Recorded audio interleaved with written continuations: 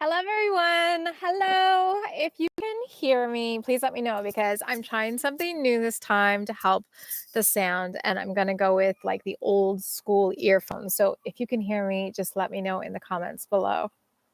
I see everyone. Oh, lots of people already on. That's fantastic. I think you can hear me on my end. If you can't hear me, let me know, actually. All right, Johnny can hear me. Fantastic news. I love to see that there are so many comments already here. Joseph from Cape Breton, or now Cuenca.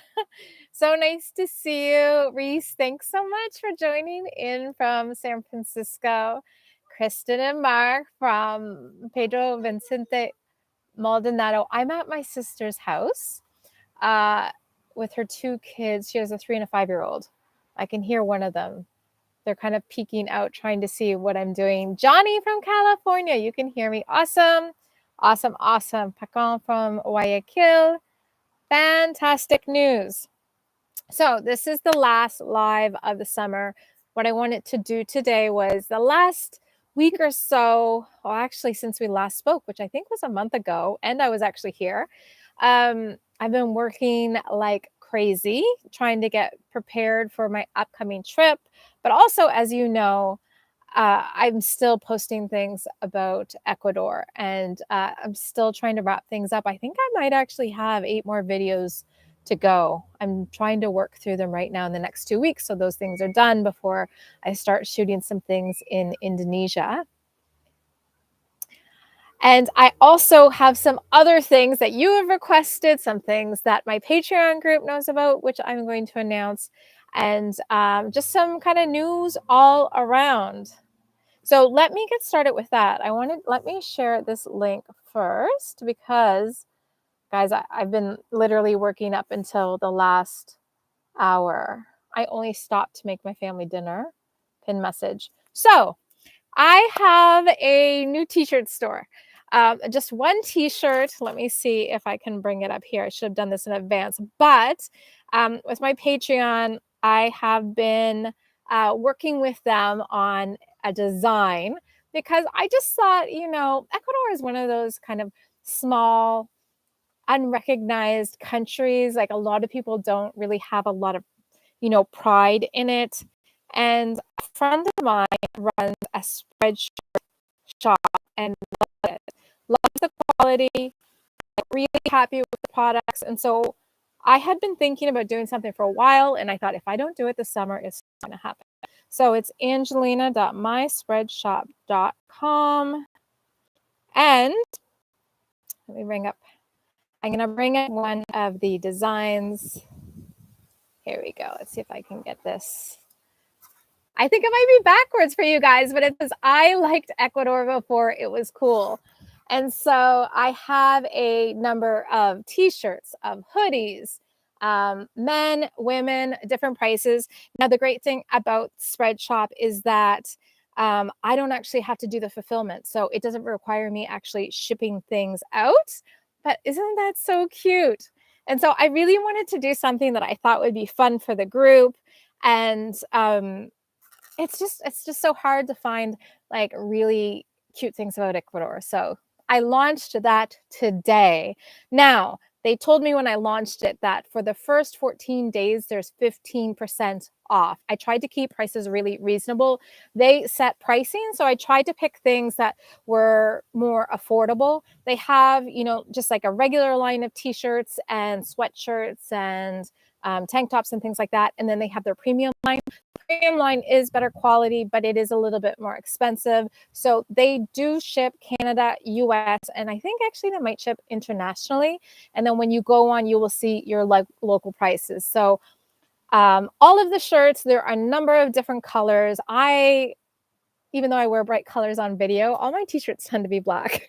But I tried to pick some of the shirts and colors. Like I thought that green one would be great. They've got purple and pink and reds and blues. And so I think it's kind of a fun thing to do. So check it out and let me know. That was one of the things that I really wanted to get done because I officially leave in 13 days. And then the other thing is I'm not sure if I saw that Pedro is here, but my group also knows about this as well. So I have the Patreon group, and then YouTube announced memberships, and I know Pedro really wanted to keep everything in one place because they use Roku, and so he had asked if I could set up a YouTube memberships. And I thought about doing that, but the idea of having them run concurrently and being able to dedicate time to people didn't really make sense. And so I've asked on Patreon if they would mind moving over to YouTube, and that has just launched, and that launched half an hour ago. It's not completely done. I do need to get a video up there. And then they also offer like you can do little emojis and badges and things like that. I didn't have time to do that just because this week has been so hectic, and this weekend with my sister's family.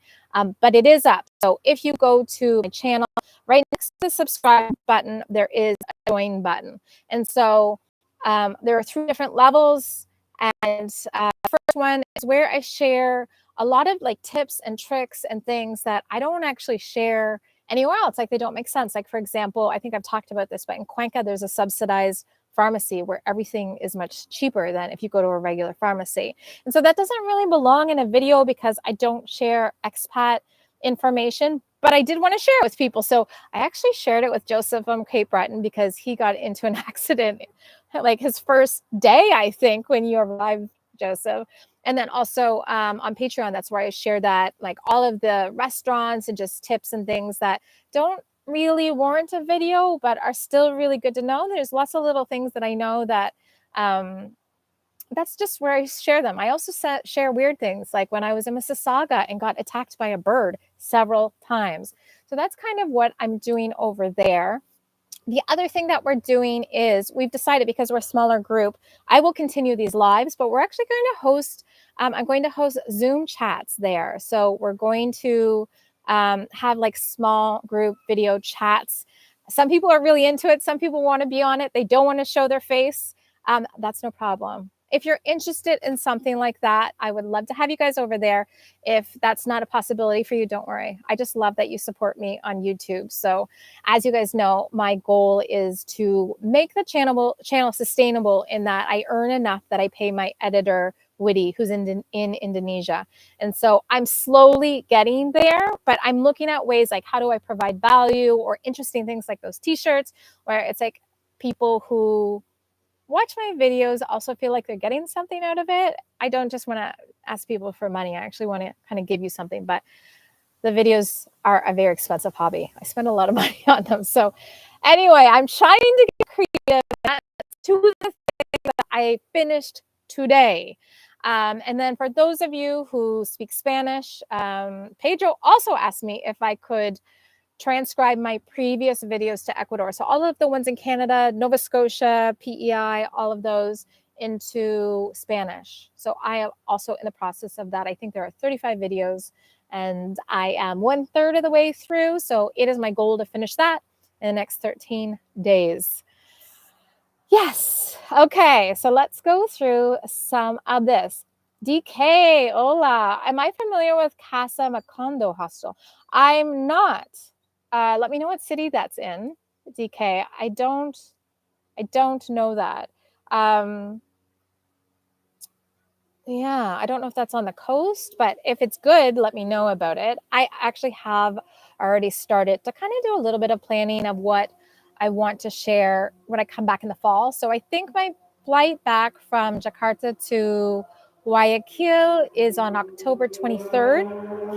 And that's because there's a 12-hour time difference. So I'm going to be really jet lagged. And so I'm trying to give myself enough time to get over the jet lag. Also, elevation in Cuenca. I usually find, 2-3 days, I'm a little bit lethargic because I just want all of my energy for Day of the Dead, Day of the Deceased, actually, and then Cuenca Independence Day. So I'm really excited about that.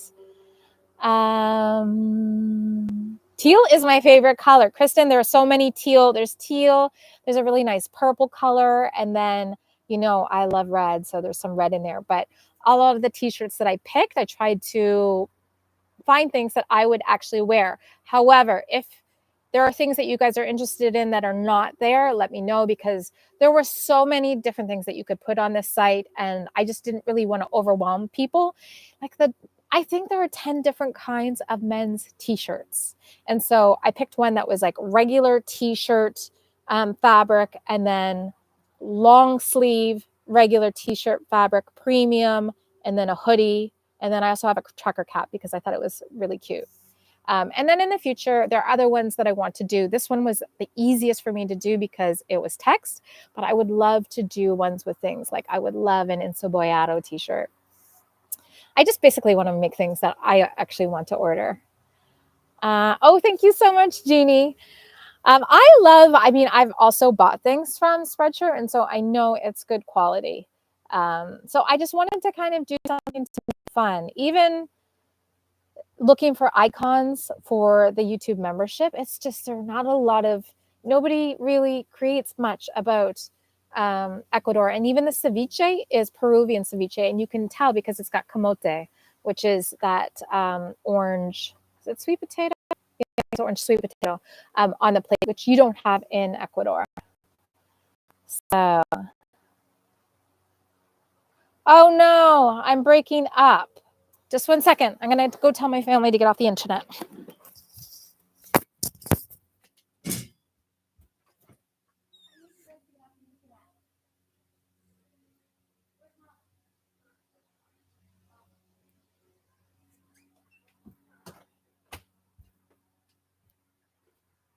All right, my sister was streaming, so that was the problem.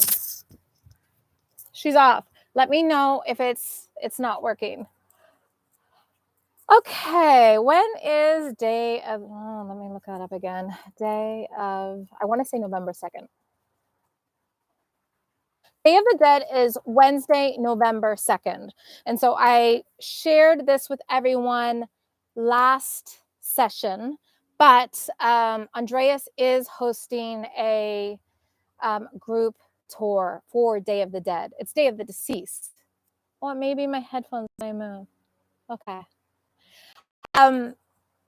So originally we were going to go out, but I didn't want him to miss out because so many people have contacted him to see if they could do something for Day of the Dead, and he was saying no because we were going to shoot a video, but we can do it together. And so I'm still going to hire him for that, but I've told him to charge me for a group rate. And so he's looking at doing a group probably to 10 or something like that. Right now he's looking at what the options are because there's some great things to do in Cuenca. But it's very much Cuenca kind of a somber thing because it's a Catholic, it's really All Saints Day. It's really, a time where you go to the cemetery and you pay respects, but he's looking to see if he can kind of find something in the outlying areas that potentially to go to, and then also to make some of the traditional things that you eat. So last year we went to the market, met this great vendor who explained everything to me, and then we bought some, we made the traditional drink, and then also we went somewhere where we bought the bread and decorated that. And so it's just a really nice holiday. However, it's hard. You kind of need a tour or something if you really want to get into it. Otherwise, you just see things happening, but you don't exactly know what they are. So we're going to try to do something like that. This is not anything that I am making money from. I don't want to run tours. So this is all Andreas. So if you are interested in this, send me an email and I will put you on the list. So it's my name, Ayngelina. The Y is silent, Ayngelina @gmail.com. And I'll put you on the list. And then once he knows what the details are, we're going to send out an email to everybody. And then he'll tell me how many people he can fit. And it depends on what the interest is. And then I'll tell you what the itinerary is, what the cost will be, and we'll work it out. So the fee for that will obviously go to him as the tour guide. But then also, if we go to the market, I hope we can go back to that same vendor. She was great, but also she spends all of her time. You kind of need to give her a bit of money for that because it's taking away from customers, or you buy something. And then also everywhere else we go. So that's kind of what's going on for Day of the Dead. And then right after that is Cuenca Independence Day. And so that is the best holiday of the year other than Christmas. I've been in Cuenca for Christmas and New Year's, but Cuenca Independence Day, I think this year is going to be really big. It's parades and music and traditional costumes, and it's just amazing. I think it's going to be very, very big. If you do plan on coming for Independence Day, you have to book somewhere in advance. What has happened in the last couple of years is a lot of people from Guayaquil are coming to Cuenca for all of the holidays. And so they book things up really fast and they travel as families. So even with Andres's family's place, the Casa Cuencana, they will have like a family book the whole hostel. And so I think they're doing that there, but they're also doing that other places. So if you're interested in those places, now is kind of the time to start thinking about if you're going to be there, maybe you want to call ahead. What is the rainiest time of year in Ecuador? So Ecuador is spring-like weather all year round. And so I would say it's always rainy at some point. Some places are drier than others. Cuenca is definitely because of the elevation. It rains. If it doesn't rain in a day, it's very surprising. But the weather it'll be really, really hot. And then around 4 o'clock, it'll rain and then it'll be fine. And so there's definitely a rainy season and a dry season. The spring is the rainier season. So in my Amazon series that just finished, I actually had to leave and not finish it because we got to Limon, which I really wanted to see. And the forecast was rain for 10 days. And this past year in Ecuador has been really rainy, really, really rainy, which has caused lots of landslides, lots of problems. I don't know why it has been so rainy. But this year has been unusually rainy. You're from the US. So the coldest time of the year in Ecuador is actually the summer. So if you go to Cuenca, like July, August, it's the coldest. You'll still have, it's still spring-like weather, but it does get cold. And I think I saw there were record cold temperatures yesterday or the day before. So I think just Ecuador is just having a weird weather year. Kristen wanted to go to Loja for early November, but also Cuenca was on the list since we have to fly and definitely will consider joining you. Yeah, absolutely. Cuenca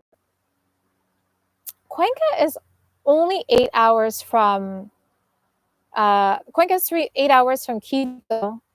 Depending on what you guys wanted to do, you could do a road trip, stop halfway in Bato, which would be nice, and then come all of the way down. I've driven it a bunch of times. If I lived on the Ecuadorian coast, what city area would you pick and why? Mark from Miami. So, this is tough. I don't think I could live anywhere on the coast, like live. And that's because the coast doesn't really have a lot of cultural things to do. And the weather is amazing. I'm constantly going to the coast. And the beauty of Ecuador is that it's still a small country. So, for example, in Cuenca, there's a direct that goes to Olón. So you're never really that far from the beach, even when you're in the Andes. Like people from Guayaquil from Quito go to Esmeraldas all the time. But the Andes has much more culture, things to do. Things are a little bit more developed. The Spanish is easier. The coast, I love the weather, but it's not as safe. Getting access to food and just things in general is harder. Things are a little bit more rustic. Spanish is a little bit more difficult, and it's more expensive. So if I had to pick, I would go to a small town. So San Jacinto, which I have a video about, is next to San Clemente. They're like basically bordering villages. That area there, I think, is really nice, and it's only an hour away from Manta. So if you needed things, you could go into Manta. But for me, Manta is just like, I'm a city person, which is why I like Cuenca, but Manta for me is a little bit of a concrete jungle. So I love visiting it. The same thing about Quito. I love visiting Quito, but with the traffic, the congestion, the crime, like I would not live there. But that said, I do think you have to go and try every place yourself, because me explaining to you things that I love about a place are so unique to me. Like I'm in Cuenca, but I actually don't have any. I know Capture Joseph, but I don't have any other expat friends other than a friend who's from El Salvador, their friend from Colombia. They've lived in Cuenca for long. So even though I realize that it's all expats and tourists, that's not my experience because I chose not to do that. Not that there's anything wrong with that. Obviously, I don't hate expats, but and then Cuenca is just so easy to get to the coast. So when I fly in on October 23rd, I'll fly into Guayaquil. I'm going to go to Playas for a couple of days, and then I'm going to go to Cuenca. I do want to go to the beach. I'm from Nova Scotia, so I love the beach. I love being on the water. So Manta, I would not do, although it's nice to live close to it because it's next to a hospital. And then I'm going to go to Salinas again in the fall because I don't like it at all. I don't understand the lure of it. The Malecon is terrible. It's not very nice looking city, and everybody lives in these little compounds, and there's a lot of crowd. So I want to know why people like it. I also really loved Mompiche. Again, Mompiche is part of Esmeraldas. I loved Esmeraldas. And Mompiche, I thought was a really nice small beach town. So if I were going to go to the coast, I would probably go really small. But that means that you're not going to have, again, as many of the amenities. You just have to plan for it. There's something good and bad about everything. Cuenca is not perfect. It's definitely not perfect. I don't want to. Some people try to say it's the best place in the world. Every place has its good and bad. Like I don't love it raining every day in Cuenca, so it's perfect weather. Joseph is working on his tan right now in Cuenca. You actually have to be careful there. Wear a hat and sunscreen all the time, even when it's raining and cloudy, because you will burn or you'll just age really, really badly. So, Melanie, where do you find information on extending the tourist visa? So I don't know where online you do it. If you watch my digital nomad visa video yesterday, days are just so crazy. There's not really good information online. So I will just say this to you. On your 91st day, you do need to go to migration, and with your passport, with your health insurance, and tell them that's what you want to do. What they'll do is they'll say to you, you have to pay for it. I think it's $144, $43, or $133, something like that. And what they'll do is they'll tell you, you have to go to the bank next door. It's the blue bank. I can't remember what that bank's called, but it's a blue bank. And you tell them that you're paying for this. You give them the money, they give you a receipt, and then you go back to migration and you're done.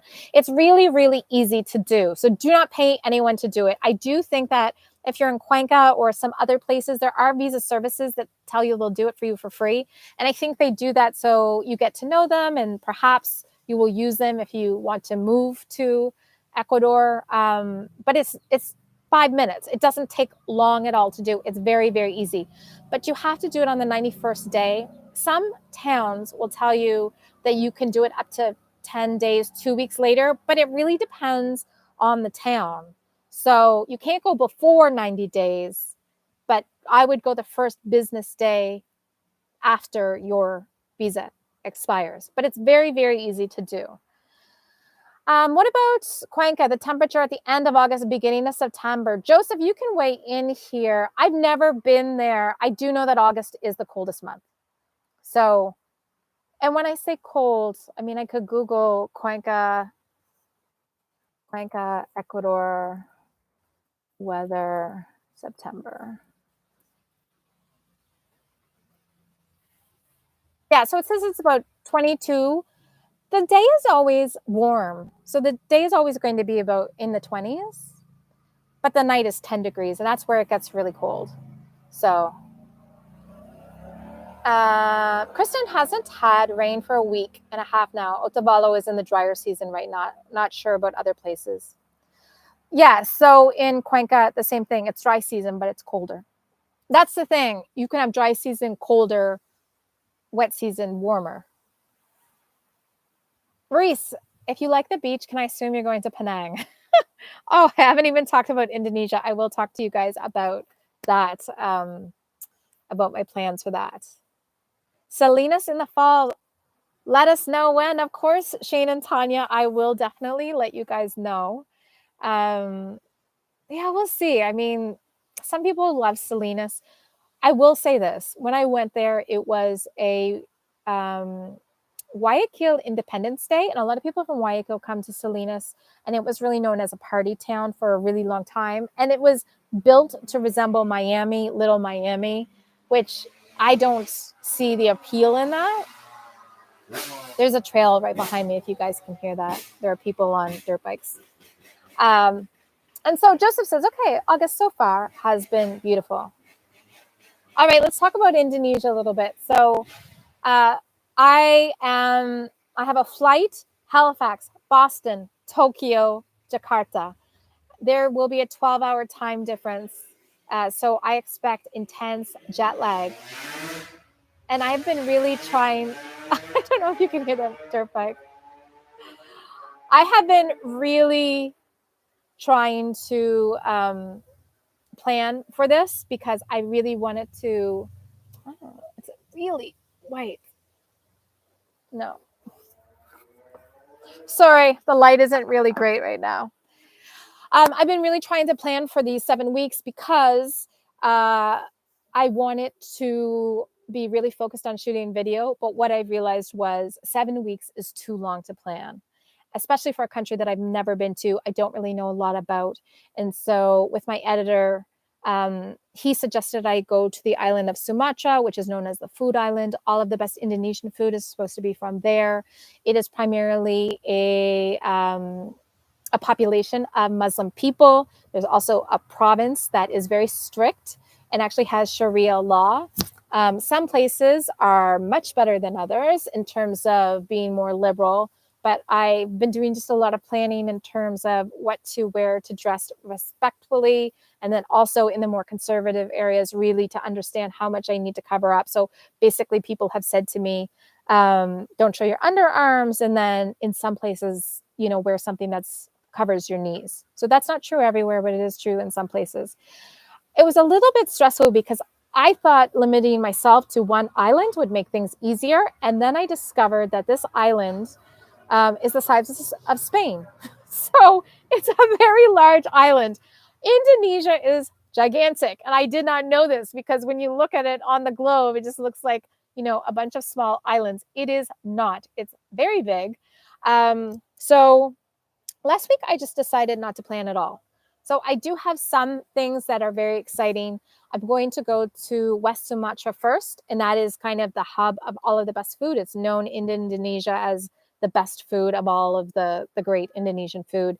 And I've been talking to a guide because I will be using guides when I'm there. But the guide that I'm talking to in West Sumatra actually guided Gordon Ramsay when he shot a National Geographic show there, and has also been the guide for some other food YouTubers, and then also in the Facebook group for backpacking Sumatra. And everyone who lives there recommended this person. So we've been talking on WhatsApp, and I think it's going to be great. Like some really great experiences. I'm very excited about it. And that's why I've decided not to plan it. So the other provinces I would like to get to, 7 weeks seems like a long time, but I don't want to be shooting every day. I actually want to take a break. And so Reese, Penang, I won't be going to, but Indonesia also has a lot of really beautiful beaches, a lot of islands that no one lives on. I hope to eat a lot of fantastic food, learn a lot about the people. I'm not going to Bali. So for me, if anybody has been to Tulum, Mexico, Bali for me is like the Tulum of Indonesia. I am not interested in doing that. I really want to get to know the people, the culture, all of those things. So I'm very, very excited about it. And then, of course, as you know, my editor is from Indonesia. So I'm going to fly into Jakarta. I need to book a place to stay for a couple of days. And then he lives 8 hours away. So I'm going to go see him and his family. And what's really wonderful about it is he actually shared with me that he worked for a TV station and during the pandemic lost his job. And so he was in a real bind, and we just kind of happened to find each other online. And the work that I do with him pays for his whole family, and he actually has money left over. And so he gives that to the community. So they have built this little, not like a pergola or like a little shelter. So when it rains in Indonesia, the kids have somewhere to go. And right now they're working on a library. So I'm very excited to see that. He said the kids in the neighborhood are very excited to meet me. And of course, I will take all of you guys along with me for that. Kristen, yeah, he should be able to line up. He saw a place for me to stay. Yeah, I actually have some ideas of where I want to stay. So he does live 8 hours from Jakarta, but he's given some advice on, I'm going to be staying in guest houses and things like that most of the time. And so, yeah, I'm really excited to hear that. Rory, hello from Cleveland. So nice to have you. And so that's kind of what Indonesia is going to look like. The videos are going to look very different because one of my advantages with Ecuador is that I have been going there for, this will be my 8th time in 12 years, something like that. And I've always spent the maximum amount of time I'm allowed to stay. So I do know a lot. So Andreas is able to help take me to the next level or remind me of things. But I don't know anything about Indonesia. So a lot of these videos are probably going to be more vlog style and taking you with me as I learn things, because I have a feeling it's going to be very different. I don't really know a lot about Indonesian food. Yeah, so the videos will be a little bit different, but I am very excited about it. I'm very excited about not feeling, sometimes I feel pressure for Ecuador always to come up with the best, the most interesting, the most valuable. Like I always really want my channel to be able to share things with people that they wouldn't be able to find on their own. And so and I'm always constantly pushing Andreas, like we've gotten in fights over things. We've got some funny stories of fights that we've gotten into because he'll want to take me somewhere and I will think it's lame. And I'm like, I can't show this. We need to show people something, bigger and better.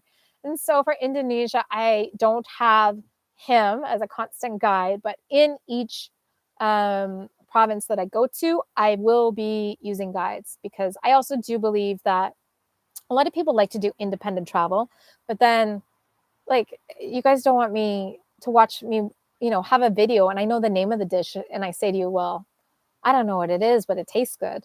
Or I don't know how they cook it, or I don't know anything about it. I don't want that. When I go somewhere, I want to know what is the background of this dish. And so it's been really great to be on this backpacking Sumatra group. I'm also in an expats in Sumatra group because people have been so helpful at saying to me, okay, like now we know what you're doing. We're not going to just tell you to go to these touristy places.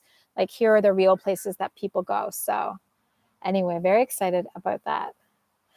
Overland Ecuador, thanks so much for joining and all your comments the last couple of days. It really meant a lot to me. Yinka, so you will miss my Ecuador videos. As you know, though, I'm coming back in October, so I will be shooting more. Right now, I almost have this conundrum of, I think actually I have enough videos that I could, if I only posted once a week, I could just keep going on Ecuador until I'm in Ecuador and keep going. But I think I'm going to wait on that. So I think I'm going to put Indonesia in the middle. Also because I think it'll make some of my Ecuador videos better. I'll have more time to actually work on them rather than feeling the pressure of every week having to come up with 2 videos. So even though I don't edit my videos myself, the amount of time I spend building the brief and working with Witty on like music and going through, you'll see coming up in upcoming videos, the videos are new videos, but they reference footage that maybe I shot 6 months ago or even up to a year ago. And so us putting in those past references, which you probably saw if you watched the Digital Nomad Visa. So it's a lot of still back and forth. So he's doing the physical editing. And I wish I could say that meant that I just shot the video and handed it off and then it was done, but it's not. Because then I do that and then the transcription and translation takes 2 to 3 hours. So still spending a lot of time, but I am enjoying all of it. And getting everyone's feedback from these videos and finding out that they're helpful is just, it really means a lot to me. So it's a lot of work and totally worth it.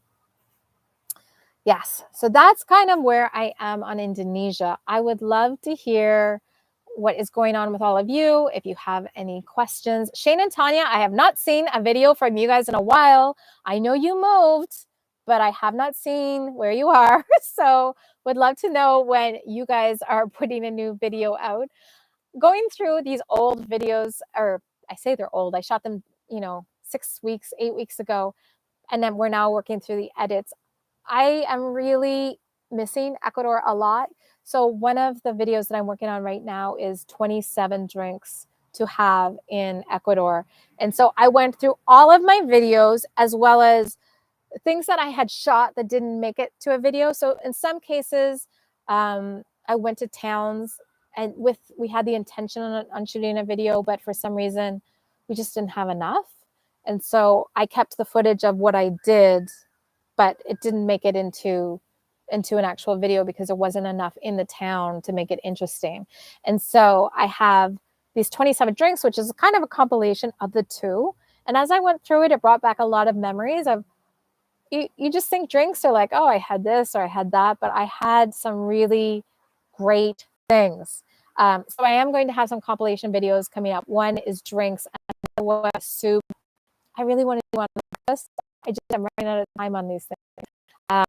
But I just think, I know some of you write down these things. You make a list of where you should go and what you should eat. And so these videos are almost a cheat sheet for you, that if you're writing it down, or you could also just copy the description under each video, because I do list all of these things out.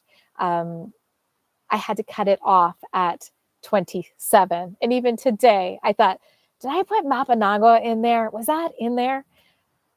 Ursula, thank you so much for the super chat. That is very, very generous of you. I really appreciate that.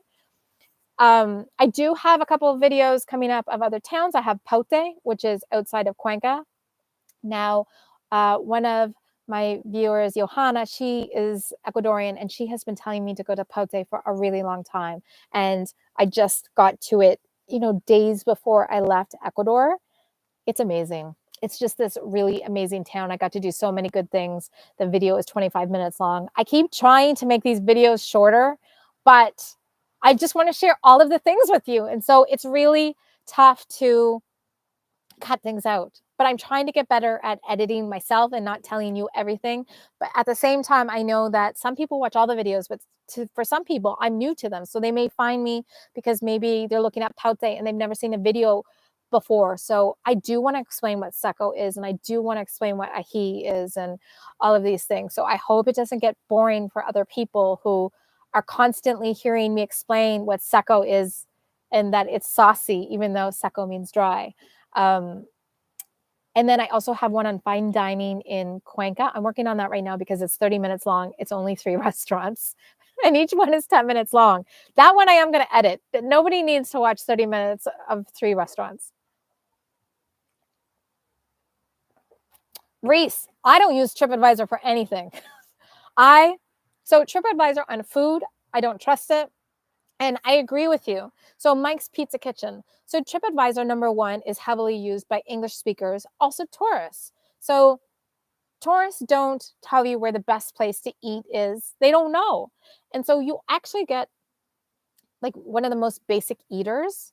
So in Canada, like it would be someone who likes Milestones, or in the States, it would probably be like the best Italian is Olive Garden. That's because a lot of people go there. They don't know any better. It's not to say that food is bad, but it's not food that I would eat. So if I do have to go to get reviews somewhere, I do use Google reviews. And that's because a lot of locals use Google reviews. So I find it better than TripAdvisor. But in general, I don't use review sites. And really I use Google reviews mostly for hotels and hostels, because people will post pictures that they've just shot on their phone. So you actually get an idea of what things really look like. But I'm so picky about food. And so that's one of the reasons why that I'm using a guide, and also that I'll be doing lots of day tours, and thankfully this has really great groups in Sumatra. They're very small, but the people are really helpful because they also want to promote Sumatra because not a lot of people go there. Shane and Tanya have a video coming out this week. So if anyone is interested in the coast, this is, a really great couple. You've got them. You've also got Don Shader, who I think I know Don loves Manta. And that's why I think it's good to watch a lot of different YouTubers, because just because I don't like Manta doesn't mean it's not great. I had the Wakas there and I loved it. I do plan on going back. Just would I live there? I don't know. Will you love living there? You don't know until you go. So I say this in every live. Do not buy anything. Do not buy anything until your first year. I would never buy anything overall in Ecuador, in that the real estate does not appreciate like it does in Canada and the United States. Like if you die, it's hard to, pass those things on to your kids. You will never make the money back from it. If there's something wrong with the foundation, the location, you have like noisy neighbors, they don't pick up your garbage, you are stuck with a house. You've definitely paid a gringo price. Even if you break it down, you're always going to pay more. And then you have to wait to sell it to somebody else who's foreign. You can get really fantastic houses, properties, and rent them. So if you see a really great deal and Ecuadorians haven't bought it, that means there's something wrong with it. So that's just kind of my piece on that. I know some other people have bought. That's not what I would do. I've been to too many places in Latin America where somebody found out something really bad happened with the house. Yinka says she's been to Chengdu twice. Son lived there for 3 years. I still haven't been to China. I definitely want to go. Ambrose, a Petit Jardin. I have not been there. So I am not really good for non-Ecuadorian restaurant suggestions. Even the 3 fine dining places that I'm suggesting in an upcoming video are 3 modern Ecuadorian places in Cuenca, which were amazing. I know a lot of people ask me if I'll review like Indian or other things like that. I'm not really interested in that. It's not to say that I haven't eaten there. I have eaten at, there's an Indian spot, I think it's called Paradiso. That's by Parque de la Madre. It's really good. I just don't really feel that I provide any value telling people to eat Indian in Cuenca. So I would rather get people to eat Orient and all of the other places, the expat groups. There are lots of people who have opinions on that.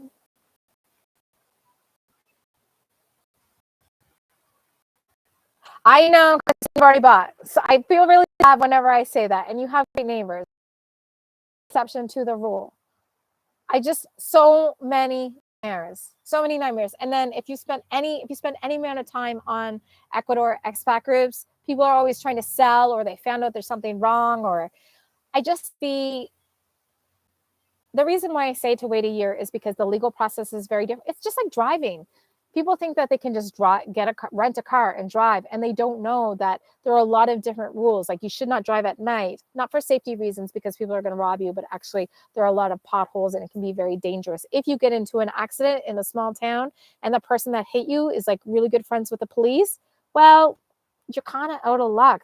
There's a lot of things that can happen. And so I spent 2 years in Cuba, and I said the same thing to those people. It's not worth it. Both in Cuba and in Ecuador, you can get a driver for the same price as a rental car. So I would not do it. Shane and Todd didn't buy their first year. They love where they live now, and they moved into town. And that's the thing. Like Shane and Todd saw their place. It was a fantastic place. But once you spend a year somewhere, you then have the ability to say, do I want to spend another year here? Do I want to go somewhere else? And so if you look at anybody who spent any amount of time in Ecuador, if you look at JP and Amelia, they, I think, are on their 3rd or 4th city. So, and they know Ecuador really well and continue to move. And that's just because, people will tell you somewhere is fantastic. I may tell you, Cuenca is amazing. It's so cultural, so much great food. And then you get there and you realize, wow, I realized I don't want it to rain every day. I want it to be warmer. I want to go to the coast. And then so you go to Salinas and you realize, well, I don't really like this town. I don't want to be in a little Miami. I want to be somewhere bigger or smaller. Those kinds of things you don't really know until you actually experience them. And so renting gives you that option. And also the really great thing about Ecuador is you don't have to sign into a 1-year lease. So Ecuadorians do month to month. And so you don't have to commit to a year. You certainly don't have to pay for a year. Like, wait. Oh, the Petit Jardin is worth a visit. Trust me. Joseph, tell me what you ate there. I don't know if it's going to be worth it. I don't trust. We haven't eaten together, so I don't trust you. Yes. I'm not going to be in Nova Scotia in late October, so I am going directly. So in 2 weeks, I'm going to fly to Jakarta, and I'm going directly from Jakarta. It's a 30-hour flight. I go directly from Jakarta to Guayaquil. I think it's October 23rd or 26th, and it's a 36 or 40-hour flight. I mean, just coming across the Pacific, there was no other way to do it. I looked at many different ways. I didn't want to come in through the US, but I have to anyway, I think, or Panama. I can't remember. Flights are very expensive right now. There's not a lot of them. There's just really not a lot of opportunity to go from Southeast Asia to South America. It's just not a common path. So you have to kind of go up and then come back down. Manda Ola, I love your videos. Thank you. Thank you so much for joining. I think this is probably your first YouTube live, so thank you so much. Reese, you're right. So if you're not bound to a place by a job, we are free to roam. Yeah, I just think that the people who are most successful in Ecuador, and so we've got Shane and Tanya here, and we've also got Kristen and Mark here. And so I know them both well in that they didn't come with expectations of their life being the same as what it was where they were from. Both Canadians, but it wasn't that I want to have my life sure. And also, it's you really have to learn how things work. So if you think things work a certain way, they don't. Some ways it's really good, and some ways it's not so good. And so I have spoken about the digital nomad visa, I think 3 months ago when I finally got the visa, and then the video just came out. What I didn't share in the video, because I wanted the video to be useful for people and not complain about it, was that what bothered me the most and what made me the most emotional about the government refusing to waive that $212.50 fee is that I've traveled and lived in Latin America long enough that I know the rules can always be bent, always. In fact, when I got my visa extension, I had this unique problem that I was leaving the country on my 89th day, and you're not supposed to be able to get your visa until 91. And so it would have had expired, but I wouldn't have been able to come back in. So I wouldn't have been able to get the visa extension. And so when we went to migration, Andreas basically nattered at them, continued to beg them until I got so tired of listening to him that I just did it. He was like, come on, can't you just do this? She's shooting all these videos. Like and finally he would talk to somebody else, or what about your manager? And finally we got it. And that has been true so many times when I've been stuck in a jam somewhere. The rules can always be bent. And so what really just much of my time, put my life on hold in wait from January to March to have this thing signed, and then spent so much money on it. And then they were just like, no, it's not our fault. So that's what really I had to over myself, because I actually really was considering leaving. I was just like, screw you. But I had already spent like $2,500. So what's another $212.50? That's why I ate at a lot of Huecas, have had a lot of Huecas videos. Feliz de verlo. Oh, Estela, hola. Ambrose, beetroot ravioli stuffed with goat cheese. I went for the beef tongue and sweetbreads and risotto. Oh, okay. Joseph, you've got my attention there. I don't love Italian in Ecuador. Maybe I'll go for lunch if they have no more, so I'll try that. And then maybe I'll go for dinner. Kristen, Santo Domingo is supposed to have some great places to see. It is a little bit dangerous, smaller scale of Guayaquil. I'm going to go to Santo Domingo, actually. So it's known to have really great ornato and a couple of other dishes, very specific. I think they might even be known for cuy. I would really like to go there. Andreas doesn't think it's worthwhile, so I need him to do a little bit of research for me just to make sure that if we go, there's enough for us to make a video out of. But I will be in Ecuador until December 15th, and then I'm coming back for Christmas. And so just trying to figure out 6 weeks. And so I wanted to do the Northern Amazon. I'm not sure if I'm going to do that because there wasn't a lot of interest in my Southern Amazon video, which was disheartening because I thought it was just really cool to see all of the Amazon cities are actually cities and towns and developed and not people living in huts. And I just think the views that people have when they think about villages in the Amazon and the videos that we see of people who go deep into the Amazon are very rustic and primitive. But there's no, some people do live like that, and some of it is for tourism because that's what they think tourists want to see.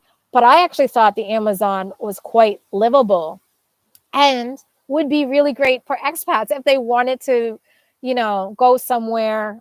You can't get anything cheap because everybody from Cuenca bought all of the property in places in southern Amazon, but you could still get some places. And the nice thing about it is that it's not in camp really because there's so much national park there. So the agriculture, all of those things, there's enough to sustain communities, but not too much. I just thought some of the places were really, really cool. Bryce, I think, is still working on some things because he would like to do some tours. So much of Ecuador to see. So I don't let's see what else you're saying. Ernie, what cities am I visiting? Ernie, I'm not sure if you mean in Indonesia or Ecuador, but in Indonesia, so on the island of Sumatra, I'm definitely going into West Sumatra, and then I'm going to go to the north. There are some places where you can see orangutans, which are endangered because of palm oil trees, which is a huge pet peeve of mine. There's an issue with them along the coast of Ecuador. Palm tree oil, like the ones that make, it's a specific type of palm, are horrible for the environment. And also what happens is birds, like native birds, won't go there. So you end up having these dead zones because you don't have birds or like insects and things. You don't have pollinators. And so everything that the land, it just strips the land. And so there's a problem with that in Indonesia as well, as they're tearing down the jungle and building these things, these palm oil plantations. But also in the north, there are some cities that are supposed to be, and everybody says there's nothing to do there. There's no tourism. But also I've heard, yes. So I personally love ugly cities. On my website, BaconisMagic, I have about so many ugly cities where I had the best time. And I think that's just because I love the markets and the people, and I don't need to go on lots of tours and do things. So I will go see the orangutans because that's one of the things that people do, but some people just go to see that. Whereas if they didn't exist, I would probably be fine. Now that said, I'm probably going to go. It's going to be great. But those kinds of things don't attract me.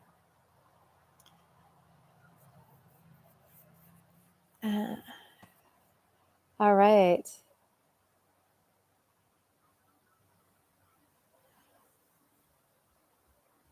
Kristen, you are much more of an art lover than me. When you asked me about, or we talked about galleries, I was like, I don't know any of that galleries in Ecuador. I've been to Cuenca has quite a few art galleries.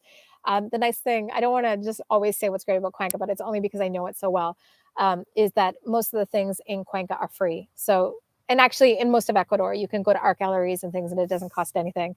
But I don't love it. It's just not my thing. I'm more of one of those people like history and culture is in the streets. It's on our plate. When I went to Greece, we had to go into this museum. I don't love walking around and just staring at things on the wall. I don't learn that way. I just feel bored. I get thirsty and tired. I have just learned that that's not how I take in information. So for those that do, there's lots of that in Ecuador. I'm not good at recommending that. Okay, Joseph, we will go to that place and then we'll go to Chiplote and we'll have a happy hour drink.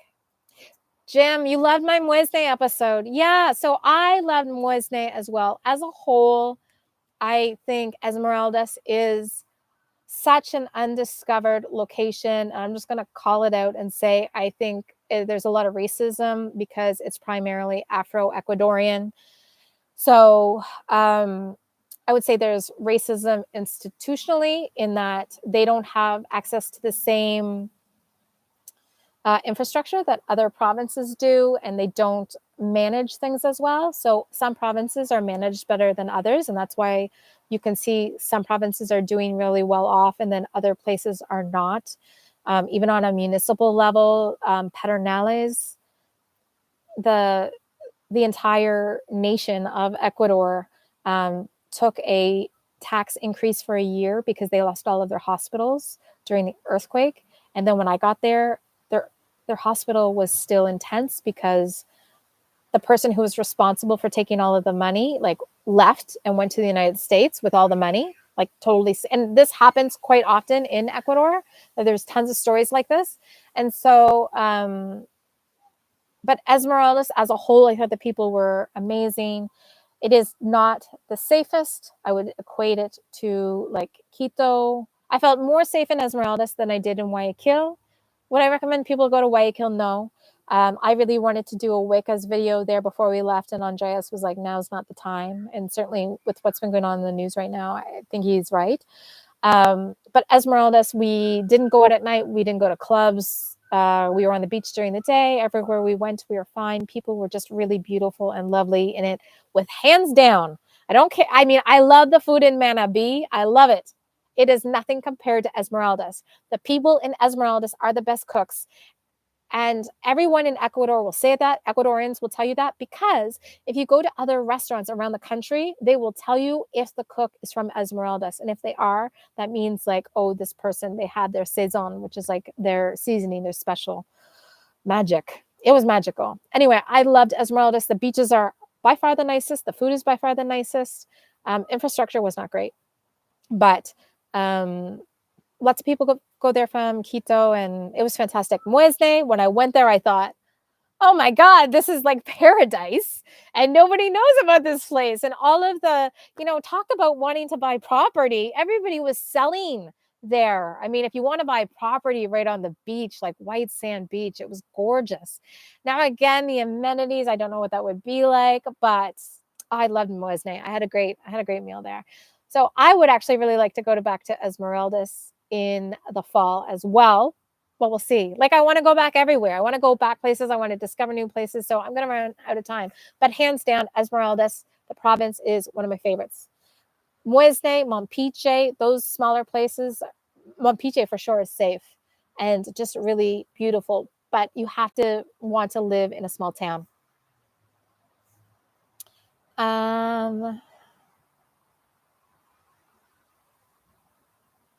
Oh, the audio is awful. Hold on.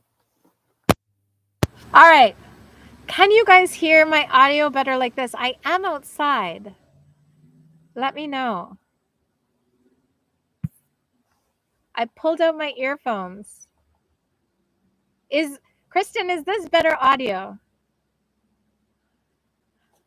Okay. I thought this would be better. Oh man, guys, I'm so sorry.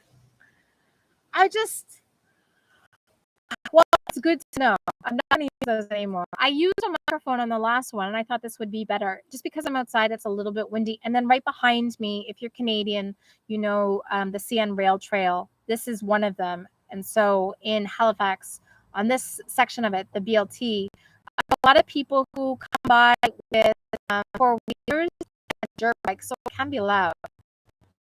Anyway, thank you for letting me know that it was not good. I'm not going to do that ever again. With Indonesia, what do I think I will walk away with? I don't know. I mean, I have spent quite a bit of time in Southeast Asia, and so the idea is that for me, I'm going to plan less. And so, just on a personal note, during the pandemic, right before it started, I was in Cuba, and I was there for 2 years, based there. And so, I had been, I have had my website for 12 years, and so I wasn't an overworker. And I've been doing my website for so long, it was pretty easy for me. And then during the pandemic, I thought, well, I should start video, because this is I moved back home to Canada. I didn't have anything to do, but so I thought, if I'm ever going to start shooting video, this is when I'm going to do it. This is how I'm going to learn it. But just the act of learning, I've always been very type A. And so I really pushed myself. And so coming out of the pandemic, I became an overworker, like workaholic, that I started to feel like every hour, every minute had to be productive, had to be moving forward towards something. And then in Cuenca, just because I had Andreas, we really got very efficient at traveling and discovering and researching. And it was a lot of work, but I just loved it so much because people really responded to the videos. And so very quickly, I started doing 2 videos a week, but 2 videos a week while traveling, even when you're not editing, was a lot of work and hours. And so, and then also I have my website, which is actually my full-time job. And so I was putting in like 80-hour weeks. And so when I came home in the summer, I said I wasn't going to work, but I did. And so in a way, it was good that the Southern Amazon videos didn't do well, because I thought, okay, if people are, on their holiday and aren't watching videos as much, then I will only share 1 video a week. Now, I don't think I will be able to do that in Indonesia, because I'm probably going to have a lot. And so if I shoot 25 videos, that's half the year.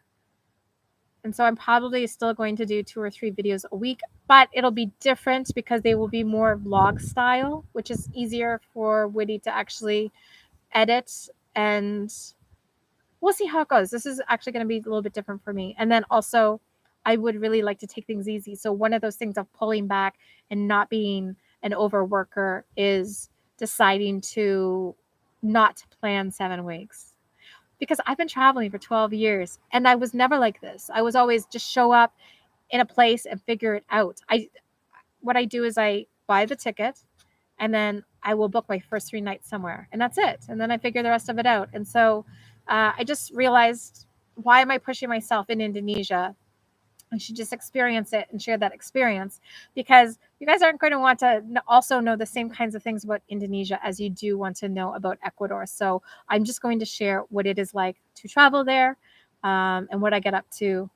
I'm not going to do daily vlogs or anything like that, but I'm going to try to still shoot 2 to 3 videos a week, because I'm crazy. My mother said to me, she's like, are you going to be crazy and work like a maniac in Indonesia? And I just said to her, I was like, well, you know me, so yes, I am, but I am going to try to pull back. My goal is not to be a workaholic, but I just find the video so rewarding. And so I just love meeting all of these people. Like this video coming out about Paute, I just met so many really great people. And so I had so much energy from meeting these people and hearing people do inspiring things. And then I share it with people who are also inspired by it. And so I just feed off of that energy. But that's not sustainable, and I don't want to burn out. A lot of YouTubers burn out. So I'm trying to be cognizant that rest, taking days off, is also part of the creative process and the work process. George, live music in Cuenca. Oh, George didn't have a problem with the audio. Still cracking? Oh, man. I don't know. Audio breaking up. Hold on. I'm going to tell my mom to make sure that she's not online.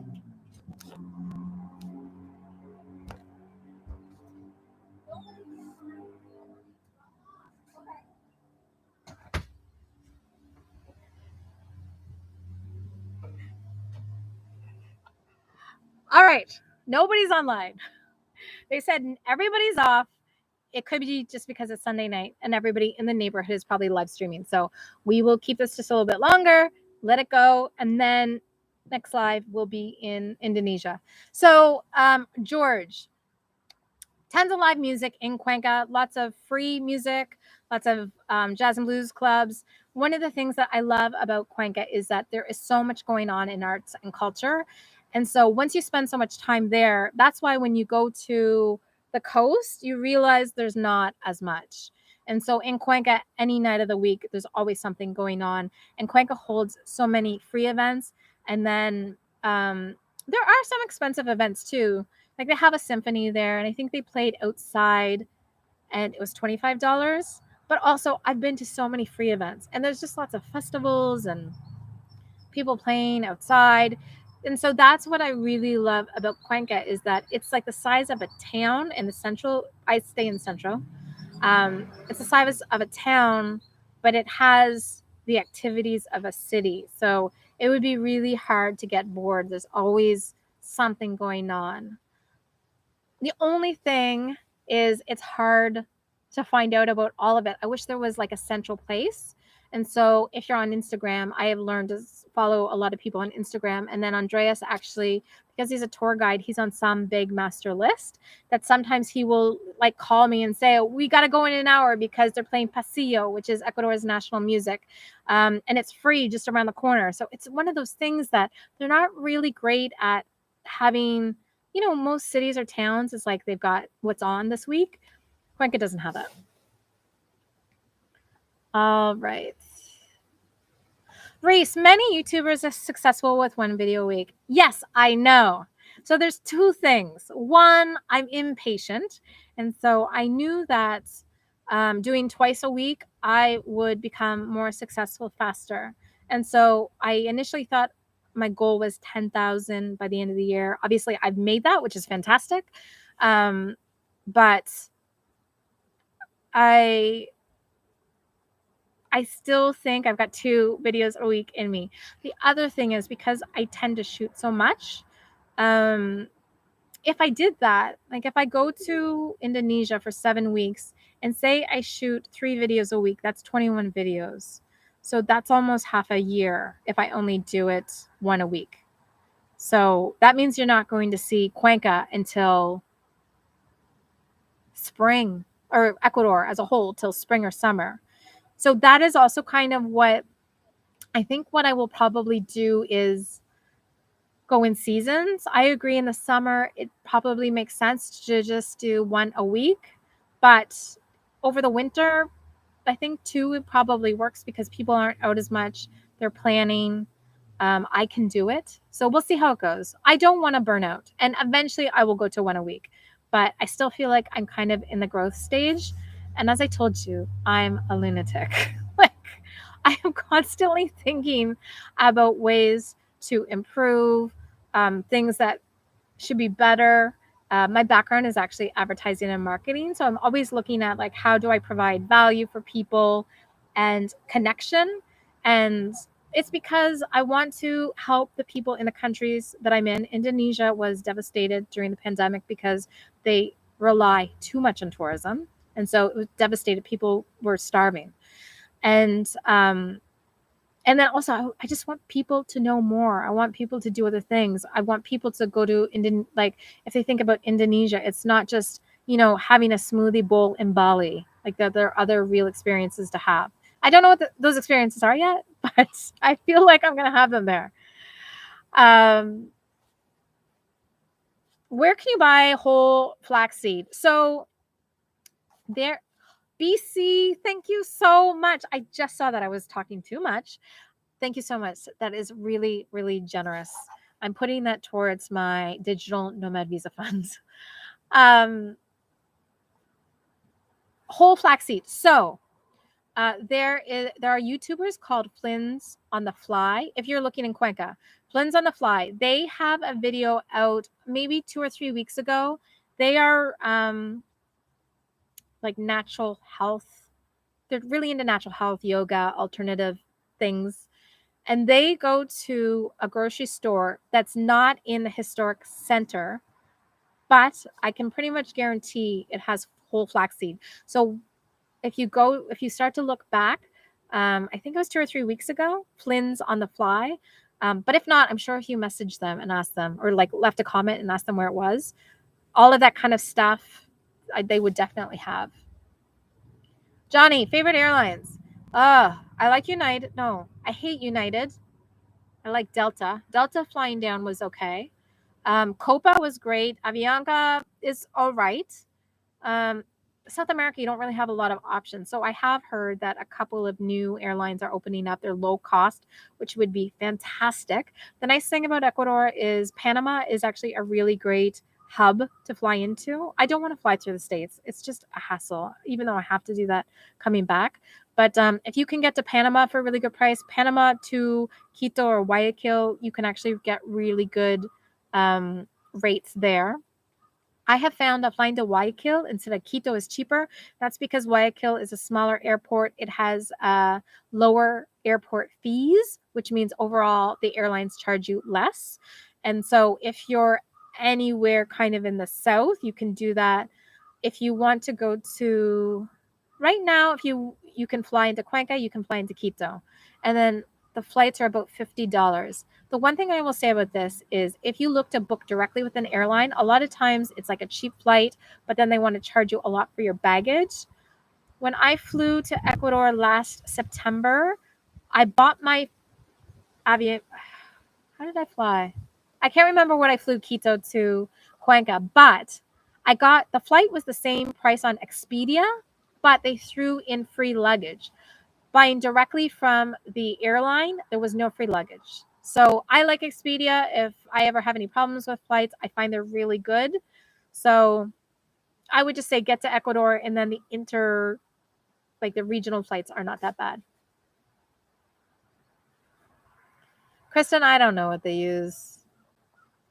Oh no, we have fiber optic. I don't know what's going on. It could be my laptop.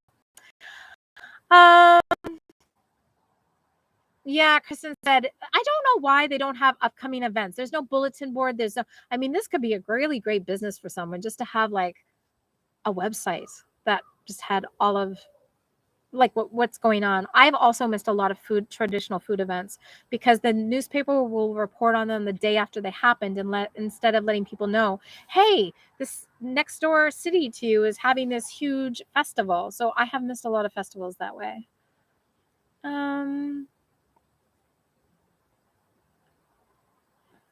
Copa, yeah, Kristen, Copa's been the best for Canadians for the short layovers. I don't like short layovers right now because of just the problems with airlines and delayed flights, especially if you're coming out of Toronto.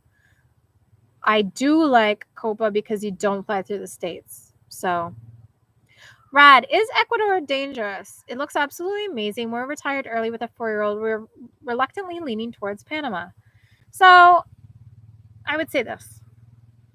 Before I started traveling full time, I was in Toronto. I've also spent time in Cuba, Mexico, like so many countries. You can't say if a place is dangerous or safe. Like in Panama City, there are some neighborhoods which are horrible. Within Ecuador, some cities are different than others, and then you just have to be smart.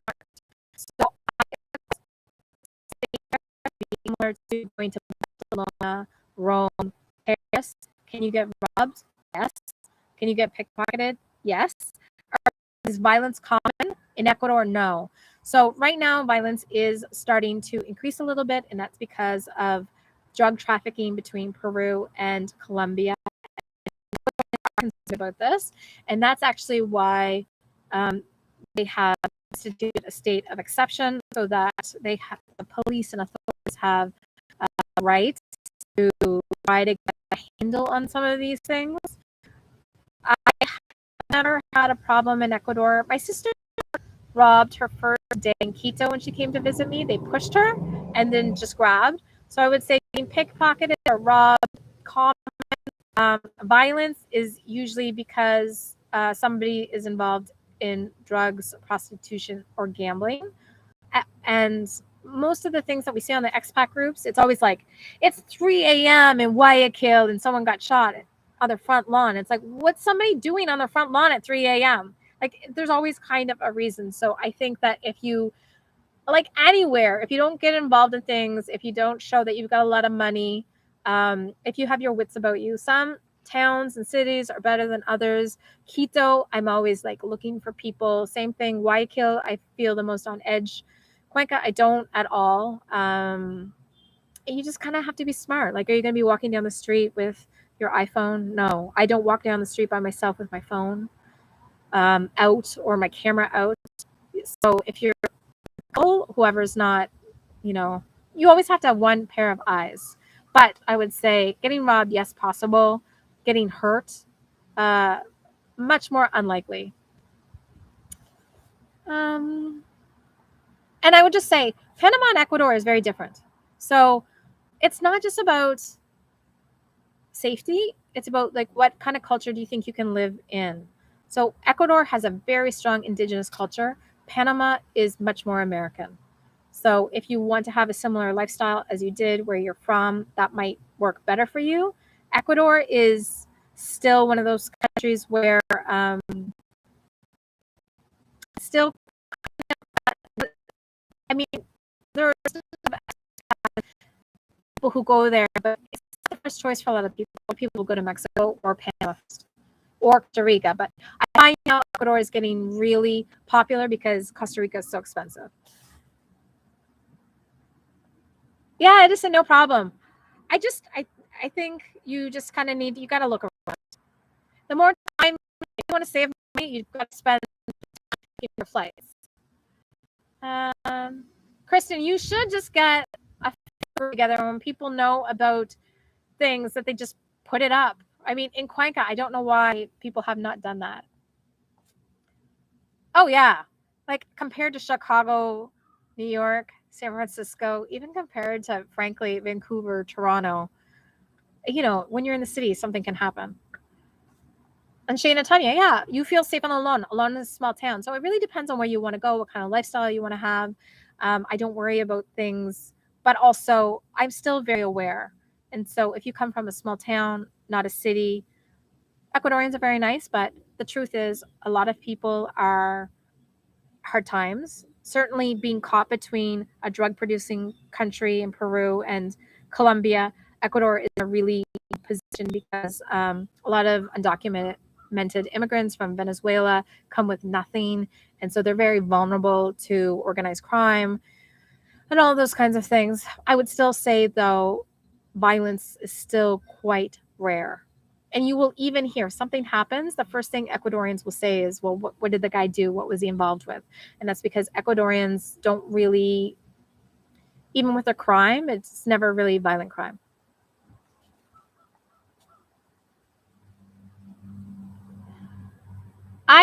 Edison, I don't know enough about YouTube Live for my streaming quality. But I'm changing computers when I go to Indonesia. So hopefully the next one will be good. XRP bags. I do film all of my videos. I film it on a Sony ZV-1, which is a very small vlogging camera.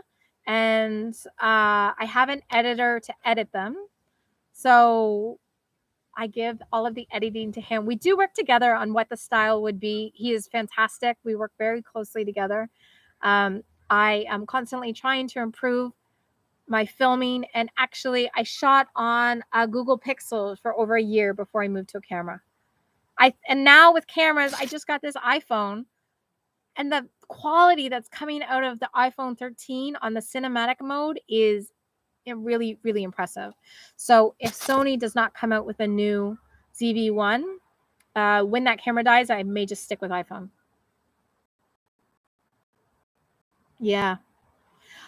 Okay. Last questions. If anyone else has a question, let me know. If not, thank you all for your patience with the audio.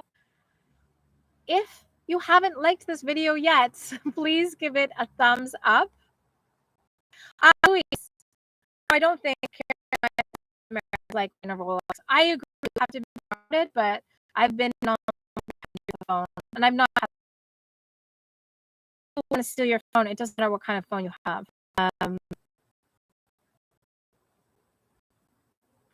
And then Kristen says, for the person asked about Ecuador being dangerous, you do have to bring a good attitude, but you also have to be smart.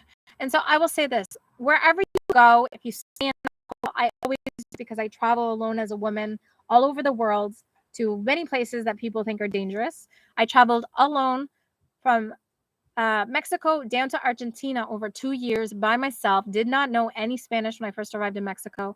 As soon as I get to a hotel in a new town, you know, they always want to give you the map. I asked them 2 things. 1, can you circle the neighborhoods that are not safe, that I should not walk into? And 2, what are common scams that happen in this town? There are tons of common scams. I want to do a video for Ecuador. I will do that when I'm in when I'm there in the fall. But biggest scam in Ecuador is if you're on the bus, never put your bag at your feet or up top, like your day bag. So your big bag or your luggage can always go underneath. That's no problem. But a lot of people, they'll sleep or something, or maybe they'll just sit there. And if they have like all of their camera equipment, they'll put it down between their feet. And then people come behind them and actually just have knives and cut it out. It's just so common. And I think they need to say this at the bus station, but nobody ever does because it's this ongoing scam.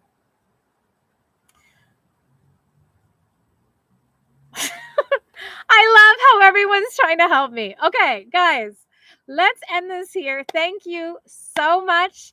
Next live will be in Indonesia. Hopefully, Wi-Fi will be better. Have an amazing end of your weekend. And please don't forget to like this video.